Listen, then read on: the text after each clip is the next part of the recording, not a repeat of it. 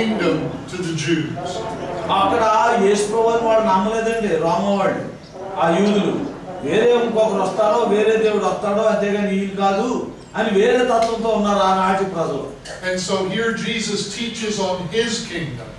యేసు ప్రభువు ఇక్కడ తన రాజ్యం గురించి తన సువార్త గురించి తండ్రి అయిన దేవుని గురించి చెప్తున్నారు ప్రభువు. But this is a kingdom that was totally different from what they expected. ఏమైతే వాళ్ళు అనుకుంటున్నారో దేవుని రాజ్యం గురించి వాళ్ళు అనుకున్నట్టుగా కాదు ఇలాగా అని దేవుని రాజ్యం ఎలా ఉంటుందని ప్రభు రాజ్యం దేవుని దగ్గర నుంచే వచ్చారు ఆయన కాబట్టి దేవుని రాజ్యం ఎలా ఉంటుంది క్రీస్తు రాజ్యం ఎలా ఉంటుంది అని బోధిస్తున్నారు ప్రభువు. And so we're going to look at the opening of this sermon. ఈ యొక్క కొండ ప్రసంగంలో చూసినట్లయితే మత్తయి సువార్త 5వ అధ్యాయంలో Each of these verses start with the word blessed.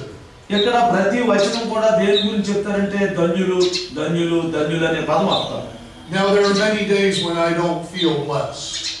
మరి చాలా కాలం దొరగాను ఈ మాటల మీద ధ్యానం చేసి ఆలోచన చేశారు అసలు ఏంటి ప్రభువారు ఇలా చెప్పారు ఇలా జరిగింది ఎవరు ధన్యులో చెప్పారు అని చూశారు.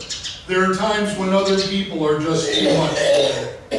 చాలా మంది ఇతరులు దాన్ని వినుంటారో కొంతమంది అర్థం చేసుకుంటారు కొంతమంది వెళ్ళలేదేమో